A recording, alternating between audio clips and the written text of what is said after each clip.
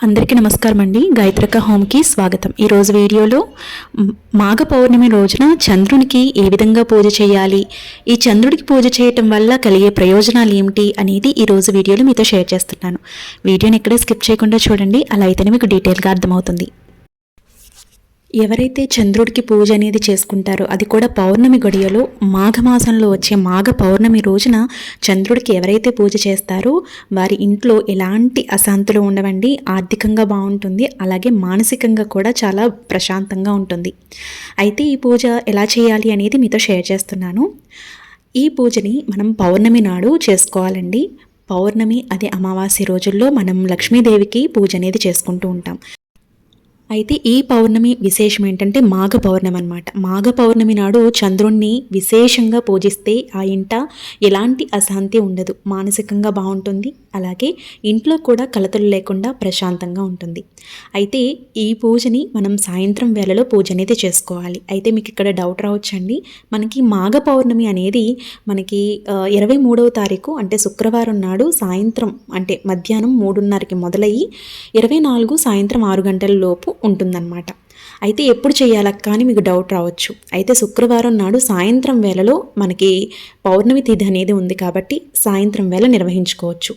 ఈ పూజ చేసినప్పుడు లక్ష్మీ పూజ చేయాలా అక్క అని కూడా అడుగుతారు. లక్ష్మీ పూజ చేయవలసిన అవసరం లేదండి. లక్ష్మీ పూజ చేయకపోయినా కూడా ఈ చంద్రుడికి ప్రత్యేకంగా సాయంత్రం వేళలో పూజ అనేది చేసుకుంటే చాలా మంచిది.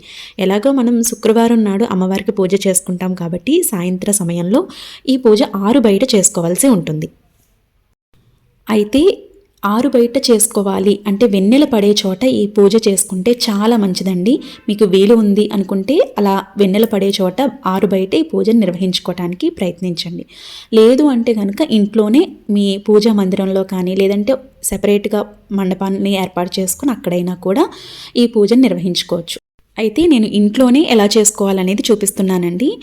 మనం పూజ చేసే ప్రాంతంలో పసుపుతో అలికి అక్కడ బియ్యపిండితో ముగ్గు పెట్టి కుంకుమ, పసుపు, అక్షింతలు ఉంచి ఒక పీఠాన్ని ఏర్పాటు చేసుకుని పీఠం మీద తెలుపు లేదంటే పసుపు రంగు ఉన్నటువంటి గోధుమ రంగు ఉన్నటువంటి వస్త్రాన్ని పరుచుకోవాలి. చంద్రుడికి తెలుపు అంటే చాలా ఇష్టమండి.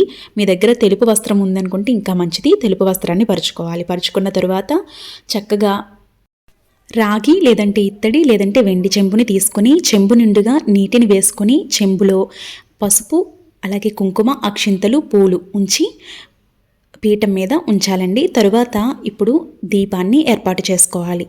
దీనికోసం తమలపాకును కానీ లేదంటే 2 ప్రమిదలను కానీ తీసుకోవాలి. ఒక ప్రమిదతో వెలిగిస్తున్నారనుకుంటే కింద తమలపాకు ఉంచాలి. 2 ప్రమిదలు వెలిగిస్తున్నారంటే తమలపాకు ఉంచకపోయినా పర్వాలేదన్నమాట.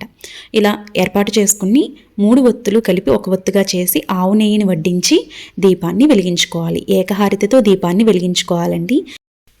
తరువాత దీపానికి పసుపు, కుంకుమ, అక్షింతలు వేసి అలాగే పూలను కూడా ఉంచి దీపానికి నమస్కారం చేసుకోవాలి.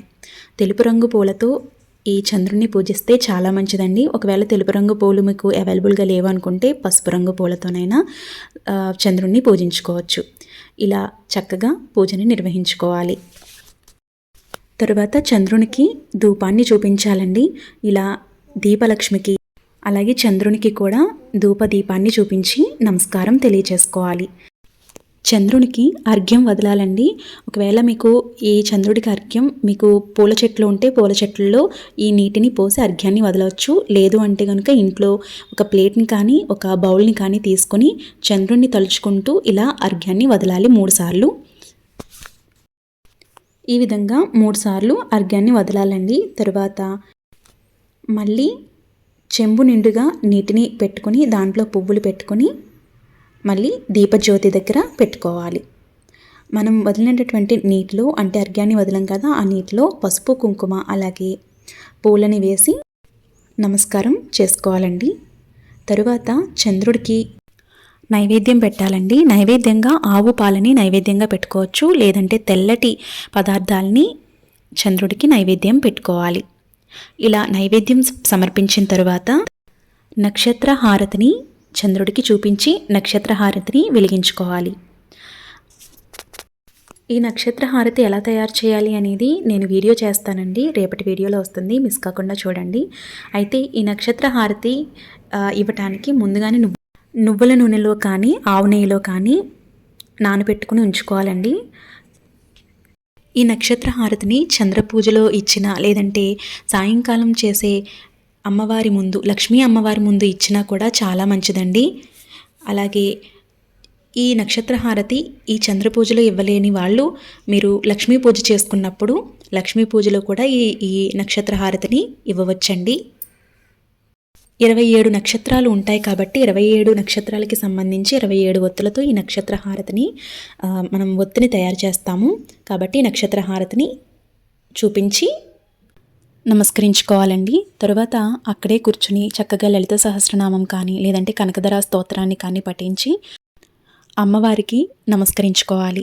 ఇలా ఎవరైతే పౌర్ణమి రోజున చంద్రుడికి పూజ అనేది నిర్వహించుకుంటారో ఆ ఇంట ఎలాంటి కష్టాలు ఉండవండి. మనకి ఎలాంటి గండాలైనా కూడా తప్పుతాయి అన్నమాట.